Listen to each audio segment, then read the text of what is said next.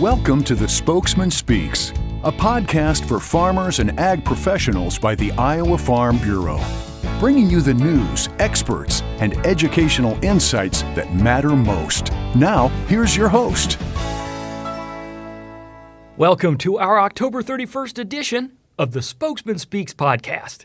I'm Andrew Wheeler, and in today's episode, we're featuring Megan Hansen, who recently began her role leading Iowa Farm Bureau's Young Farmer Advisory Committee, and Dr. Robert Brown of Iowa State University's Bioeconomy Institute, who's working on a unique initiative to produce renewable energy and fertilizer from corn stover, all while sequestering carbon. We'll start with Megan Hansen, a young farmer from Pottawatomie County who was recently elected the chair of Iowa Farm Bureau's Young Farmer Advisory Committee. Spokesman editor Tom Block has the story.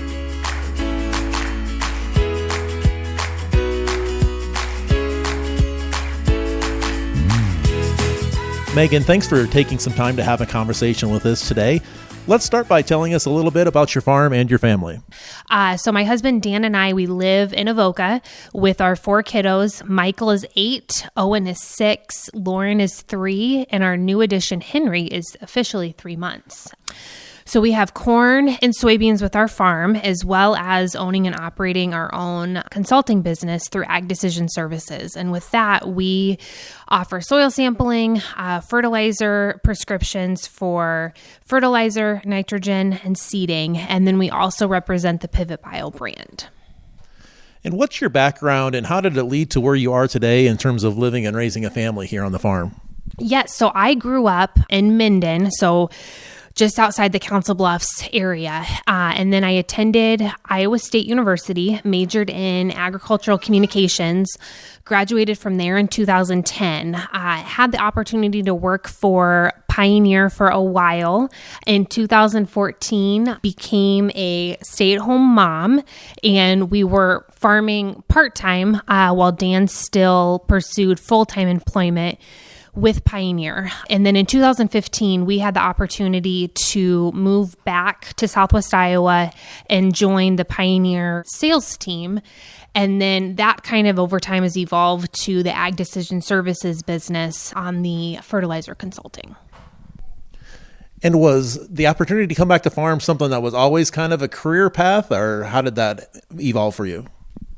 Yes. So I think raising our kids on the farm was always a long-term goal. And just over time, that has become an opportunity that we've been able to pursue and we've enjoyed. Dan jokes that it is kind of our side hobby entertainment, but it's fun. It's still a business. We treat it like a business. The kids enjoy it. And obviously raising the kids on the farm is something that we value and we see the pride that comes from that. And with 4 kids, a business, and the farming, you've got your hands full. But what are some of the biggest challenges you see facing farmers today, young farmers? Yes. I mean, for us, the things that we face, one thing we're thinking in the back of our minds now is what are interest rates going to do? As we think about that kind of day-to-day operations, Dan and I have regular conversations on how we can prepare for impact and manage these interest rates, but then also with what fertilizer prices are doing, how we can manage that. And then obviously as young farmers, farming is expensive. So having the access to working capital, the funds to get started, and like we hinted here with 4 kids, time can also be complicated on how we manage that. We're busy with football, we're getting kids to school, we have homework, we have all the kiddo things that we want to make sure we're doing to raise great kids, but also, the time of the farm and the business and everything. So time can be a really constraining factor for us too. You've been involved in Farm Bureau for, I think, a number of years and involved in some of the young farmer competitions, things like that. But how did your involvement in Farm Bureau begin? So our involvement in Farm Bureau began by attending the Young Farmers Conference. I think the first year we attended was 2011. Probably makes me sound old sitting at the table, but that's okay. And Dan really encouraged that. He had the opportunity to go while he was serving as state FFA president, and then convinced me to go with. From there, we regularly attended. We enjoyed seeing friends from college at the conference, but also found value in the workshops that were there. Then Dan did the discussion meet first. He won and represented Iowa in 2014 at the American Farm Bureau convention. And then I ended up doing the discussion meet the following year, winning, representing Iowa in 2015 at the American Farm Bureau annual meeting, and ended up surprising all of us, including myself, by having a top 4 finish there. Was very honored to represent Iowa and was very humbled to do as well as I did. And from there, we've just continued our involvement. We've been fortunate enough to serve on the county boards in the communities that we've lived in. So now I do currently serve on the East Pottawatomie County Board, and then had the opportunity to join the Young Farmer Advisory Committee. We're in year 3, so we will be wrapping up our term here next summer, but have enjoyed being able to serve the Federation through that as well. And you were recently elected chair of the Young Farmer Advisory Committee for the upcoming year. What are your goals for the committee and the Young Farmer program as a whole in the coming year? One of our main goals is obviously to plan a successful Young Farmers Conference. And then it's really working on improving or having opportunities that we can get young farmers involved, not only in Farm Bureau, but provide opportunities for networking back in our local areas.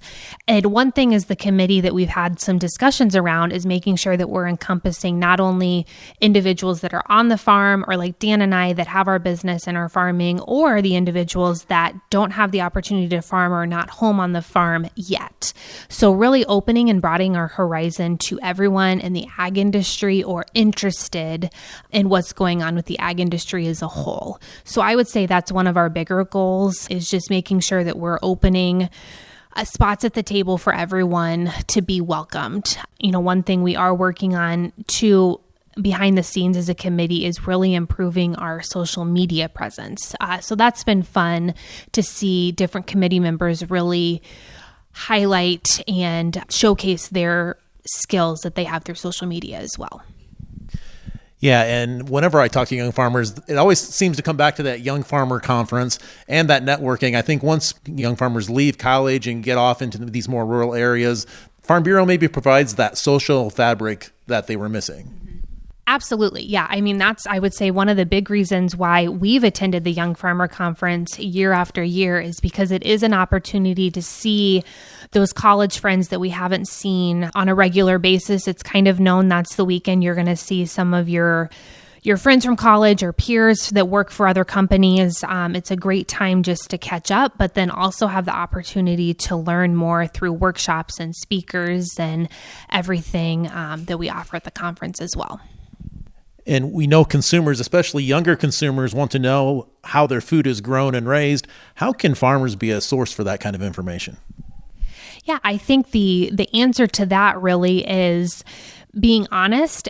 I'm a consumer too. I'm at the grocery store picking up produce. I'm picking up the bread. I'm picking up the boxed goods, whatever it is, that I'm a consumer in that grocery store, and oftentimes can have the same questions that my friend has that lives in town that hasn't had the exposure to the farm. So it's being able to have those conversations openly and be able to communicate what we're doing. But I just really go from the standpoint of I'm a consumer too. I'm a mom. I'm the wife. I'm the one that's doing our grocery shopping in addition to the farm. So I can oftentimes have the same conversations or same questions that any other consumer may have as well. And one of the other aspects, as people become further removed from the farm, as well as lawmakers, what are the impacts and the importance for farmers to make their voices known on legislative issues? Yeah, absolutely. I think that's something that Farm Bureau obviously specializes in and works hard on, but I think we have to remember that as fewer and fewer people are becoming less involved with production agriculture, we have to make sure that we have a strong voice at the table, because ultimately those conversations are not only driving what we're going to see at the grocery store, but they're going to be driving what's happening on our farm operation. And so we just need to make sure we're having conversations, communicating what we're doing and why we're doing it, because farmers are very innovative. I mean, that's something that I don't think is always communicated, that the innovation is there. We are the critical thinkers. We're willing to try new things, and we just need to share the things that we're doing on our farm, that we're working to improve our environmental impact.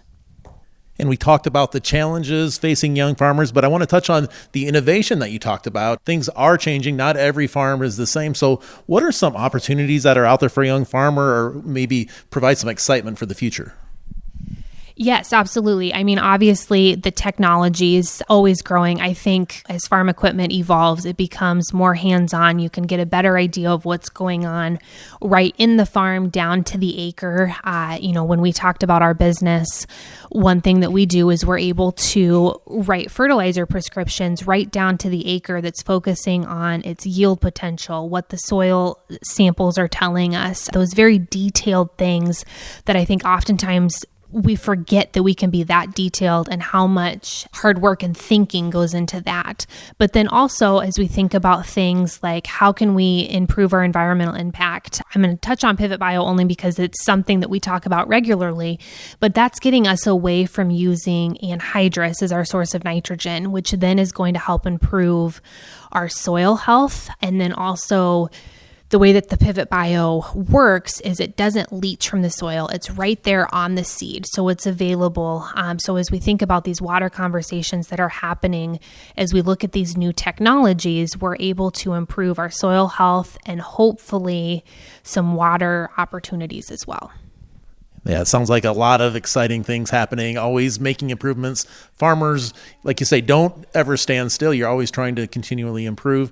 Just to wrap up, Megan, the Young Farmer Committee, you said you're trying to encourage more activities. I've seen a lot of fall gatherings, but if people are interested in getting involved or don't know much about the committee, how can they get involved?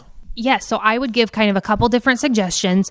First and foremost, just reach out to your county office. They can help you get in contact with activities that are going on directly in your area, or in contact with board members, regional managers, to really help get you a great footing within the Farm Bureau organization. If you do know who your young farmer district chair is, reach out to them because they can fill you in on events that are coming up as well. But like I've said, there's room for everyone at the table, and we would love for you to come join an event, especially come to Young Farmer Conference that's coming up in January, and just know that Farm Bureau has the tools and resources to help you be successful in whatever that goal may be. With an ag consulting business, a farm, and 4 kids, including one who's just a couple months old, I don't have to tell you that the Hansens stay plenty busy. And yet Megan makes it a priority to help lead our Young Farmer program, which really tells you all you need to know about the value young farmers and ag professionals gain from their participation. We're truly honored to have such outstanding young farmers on our committee, and we'd like to thank Megan, Dan, and all of the members of our Young Farmer Advisory Committee for their passion, creativity, and leadership. Next up is Dr. Robert Brown, the co-chair of Iowa State University's Bioeconomy Institute. If you've followed Farm Bureau for a while, you've heard us talk a lot about the innovation coming out of Dr. Brown's area over the years. In fact, Iowa Farm Bureau has made significant investments in Dr. Brown and his research through the Bioeconomy Institute. And today, we're bringing you Dr. Brown's thoughts on an exciting new initiative to use pyrolysis to create fertilizer, renewable fuel, and more out of corn stover, all while reducing carbon emissions. Spokesman reporter Bob Bion drove up to Ames to get the story.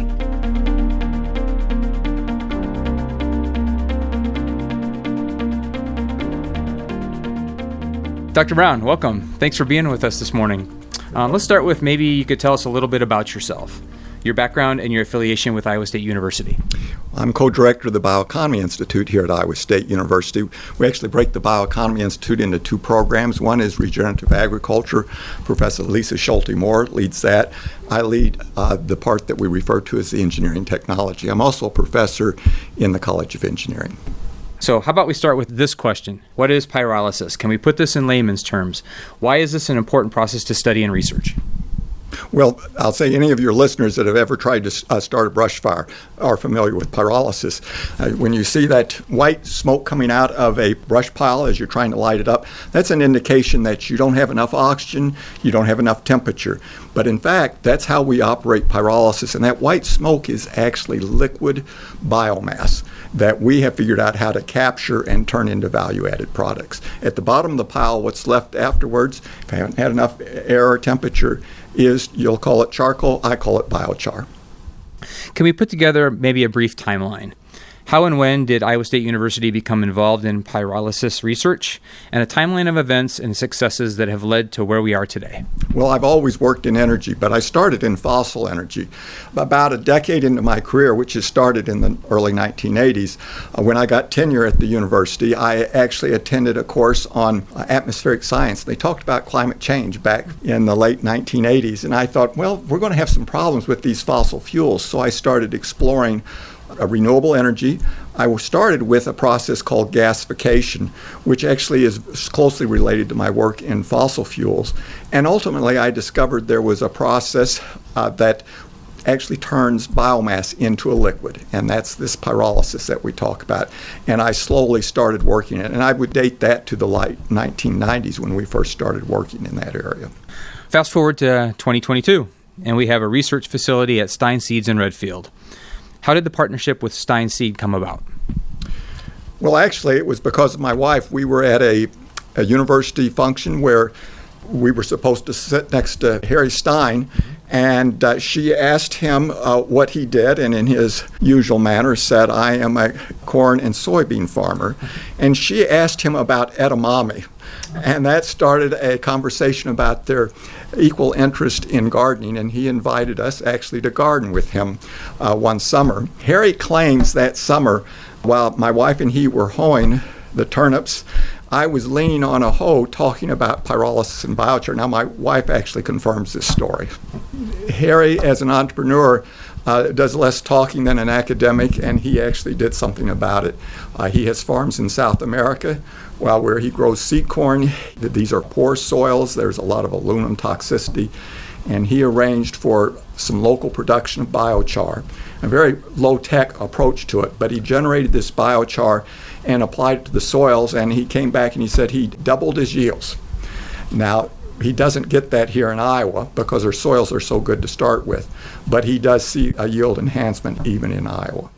Can you tell us about the facility and the operation at Stein Seed? What exactly does it do?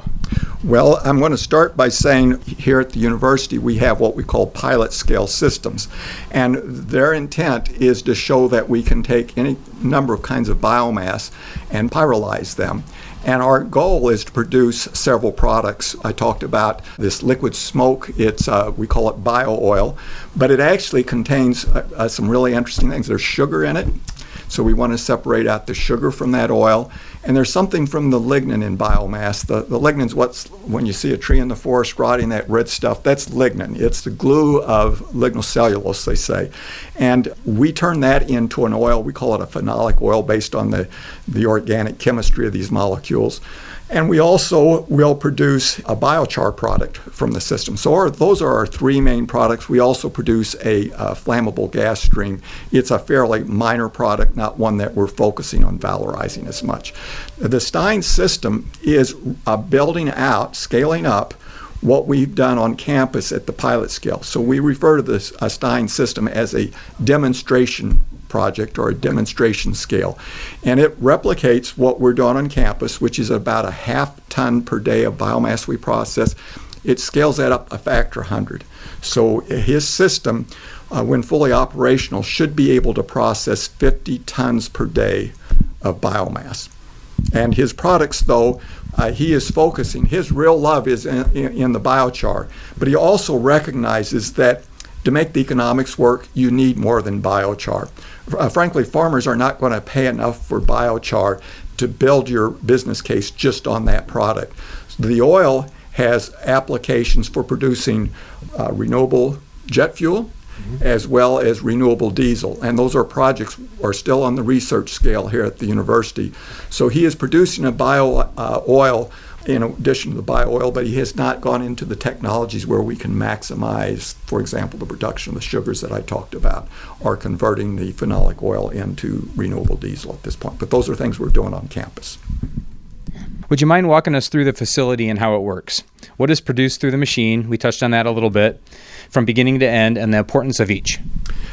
Traditionally, this pyrolysis technology has been focused on wood. And if you think about it, well, when I have charcoal briquettes, I know that's from wood. In fact, though, Harry said it's got to be corn stover or nothing. And so we actually had to go back to the laboratory and start exploring the use of corn stover. It being a more herbaceous material is actually was more challenging for us to work with. But we spent a few months on it and figured out how to use that as a feedstock. So at the front end of this process, Harry is providing plenty of corn stover for us to work with. The first thing that happens is that it is run through a grinding process, because if we want to produce this liquid, this bio-oil, we actually have to grind the material pretty fine. So it's a pretty intensive process. If you look at it, we're just producing these small fibers. I mean, it's 2 or 3 millimeters, if you will, in size. And that's important for our process. So that material then is transported into the facility where it's actually elevated up to the top of the system, and that way we can use gravity to feed the biomass down into the reactor. There's a system of augers that then will send it into a reactor. It's a different kind of reactor. It's actually one I used when I first started working in fossil fuels. It's called a fluidized bed. And it's really a bed of sand that you blow gas, in this case it's air, into the bottom of it, and it will make the sand actually start churning and moving. It looks like a fluid, actually. Well, we call it a fluidized bed. And we heat that to our reaction temperatures, feed the biomass into that reactor. And I said we feed air in, but it's a really small amount of air. This is this smoky brush fire. So it's deficient in oxygen, but it's just enough to provide the energy to heat the biomass and get this oil, these aerosols and gases to form. We call it the devolatilization of the biomass. Those gases and aerosols come off the reactor, and they're transported to a cyclone, a gas cyclone. This is basically spins the gas so that any particulate matter drops out, and that particulate matter is the biochar. I talked about grinding the biomass real fine, so our biochar is real fine. So we remove that from the stream and then immediately take it to a device, we call it a quench reactor, that rapidly cools this gas flow with water, a flow of water. It flashes to steam and the vapors condense. And we end up recovering what we call the heavy ends. It's basically the bio-oil. It's a very viscous oil. The rest of the gas proceeds further, and in principle, we generate additional products from that gas stream, but we see it as more valuable just as a source of energy. We burn it and potentially use it to dry the biomass. We don't need it to run our reactor because we run it with this air. We call it an autothermal pyrolyzer. So our two main products then are this viscous oil and the biochar. The viscous oil, as I pointed out, we're actually doing research with REG here in Ames to turn it into renewable diesel. But we think some of the first opportunities actually turn it into an asphalt substitute. And you look at the stuff and you say, well, that looks pretty tar. It looks like you could use it to make asphalt. In fact, we've done that. We paved part of a bicycle trail in Des Moines using this several years ago. That's the potential for using the oil. The biochar, of course, Harry's got big plans for the biochar. And what's the end goal for each of these products? You talked a little bit about that. It sounds like they all have significant value. The biochar, for example, great fertilizer, right? The biochar contains many of the nutrients that were in the corn stalks. And so if we can take that back to the field, the plants actually can access most of that. We refer to that as bioavailable, of course. And that may be a 1 or 2 year effect. But the real benefit of the biochar is building the structure of the soil. So it plays the same role as soil carbon. It opens up the soil structure so air can get into the soil. It allows it to hold water better. So it is known to actually boost yield just from the virtue of its changing the structure of the soil and the physical behavior of the soil versus that fertility value, which typically just lasts a couple of years. So in your view, what makes this research exciting, and where do you think it's heading? Well, we actually used this technology, so we did the work on campus, I call that at the pilot scale, and we used that to write an application to Elon Musk, XPRIZE in carbon removal. And we received actually $1 million milestone award for that work. We're using that $1 million to further our understanding of the recalcitrance of biochar in the soils, to see what its fertility is. We're also using those funds to support Stein's team in getting his system operational. So it was built by Frontline Bioenergy. They're what you call an engineering, procurement, and construction company. And they delivered that, but as I told Harry, it doesn't come with a user's manual. And this is a fairly complex system. And so we have our engineering staff supporting their efforts to get it running. And we want to see Harry's system successful, and we also, if he is successful, we'll be able to go after the grand prize of the XPRIZE in carbon removal, which is a $50 million award. So when is that? We're still about 1.5 years away from submitting an application for that. Where do you see us in the short term and long term with pyrolysis? What are the odds we see small manufacturing plants in towns across the United States, creating jobs and outputs beneficial to the ag community and beyond? My colleagues accuse me of saying pyrolysis is the solution to all the problems, and I don't think I go that far. But in terms of the kinds of inquiries that I have had, even in the last month, there are a lot of applications. We've talked about using the bio-oil to make a renewable fuel. I've mentioned the XPRIZE, which is about actually removing carbon dioxide from the atmosphere. And you said, well, Robert, you didn't say anything about removing carbon dioxide. But in fact, the plants do that for us. We're not going to build these big systems that pull 440 parts per million of CO2 from the atmosphere. We're going to let plants do that. That CO2 gets converted into biomolecules, whether it's carbohydrate or lignin or whatever, and is part of that plant material. When we process the biomass and turn part of it into fuels, that carbon ultimately goes out in the atmosphere because we've burned it and it becomes CO2. But that part that's biochar and that we sequester in the fields actually will stay for hundreds, if not thousands of years. And so if you do what they call the carbon balance on the system, you would find that there was an overall net removal of CO2 from the atmosphere. So we feel this is a great approach for meeting some of the goals in carbon removal. But we've also had groups approach us, and we actually have 2 projects right now in using pyrolysis. Instead of processing biomass, we're processing waste plastics. And one of the things that we're turning into waste plastics, and yes, you hear me correctly, we're turning it into food. Okay, so let's talk a little bit about that. Okay. What's interesting is my study of plastic degradation. It actually does decompose in the environment. People say it lasts forever. No, it doesn't, but it lasts a long time. And for it to break down, microorganisms need to be able to chew it up. And they do that if it has oxygen attached to it. So think of it as a partial oxidation process that occurs in the soils or on the ground. And then microorganisms are able to consume it. And it turns out that oxidation process is the rate limiting step, as we say in engineering. Microorganisms can consume it as soon as it's been oxidized. We are speeding up that process by pyrolysis. We're adding a little oxygen into the system. Again, it's going to be this smoldering kind of combustion process. And add that oxygen, and then these microorganisms are able to consume it. And you say, well, what do you do with the microorganisms? Well, in the brewing industry right now, they will produce a yeast, and in some countries, they recover that yeast, and they sell it to consumers, and it's called Vegemite. Anybody that's visited Australia has probably encountered this. Well, we're producing Vegemite from plastics. Fascinating stuff. Fascinating. Well, lastly, What's the timeline going forward from here? What's next with pyrolysis research? We touched on that a little bit here. Where do you see this in 10 years? I get that question all the time. For the last 20 years, I've been asked that. And I've learned watching my colleagues not to say, well, in 5 years, this is going to be commercialized. My answer is, what we are doing here at Iowa State University is an insurance policy. And it is ready to be used whenever the public, the government, the consumer, and industry feels that there is a need for it.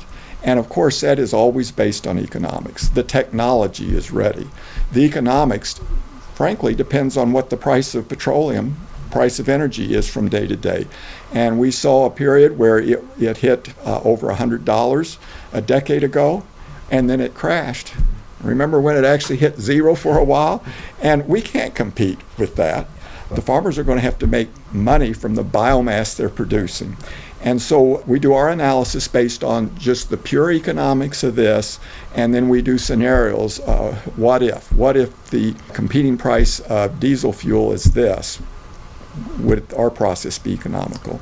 What if there was a price put on carbon? Does that make our process economical? Again, I talked about carbon removal. If they say they're going to pay $40 a ton for CO2 removal, we could make a lot of money based on that. But we don't have, that's not in our market today. That's truly involuntary by certain industries. I mean, Microsoft is paying money for CO2 removal, but it's not mandated right now. And that always puts this risk, I call it the financial risk. Who's going to spend $25 million, $50 million, whatever it is, to establish this industry if they don't know whether they're going to get a return on that? And frankly, government policy can be helpful or it can be hurtful. And we've seen that with the RFS, where there hasn't been certainty on what the volumes of ethanol to be produced, and we've seen the price of ethanol go up and down. That's a hard environment to build out an industry. Really fascinating stuff from Dr. Brown. We talk a lot about agriculture and ag innovation as the solutions for a lot of the challenges facing us today, and this research is certainly a part of that. Stay tuned. With the sky-high price of fertilizer and an increased need for renewable fuels, I'm guessing you'll be hearing even more about this kind of work in the months to come. That's all for this episode of the Spokesman Speaks podcast. We hope you enjoyed it and that you'll join us for our next one on November 14th. Thank you for doing the work that inspires everything we do here at the Iowa Farm Bureau. And thanks for listening to the Spokesman Speaks. Thank you for listening to the Spokesman Speaks, a podcast by Iowa Farm Bureau. Check out more podcast episodes at iowafarmbureau.com/podcast. You can also find and subscribe to the Spokesman Speaks podcast in the Apple Podcasts app, Google Podcasts, Spotify, iHeartRadio, and other popular podcast apps. We appreciate your ratings and reviews, and we welcome you to email us your feedback at podcast@ifbf.org.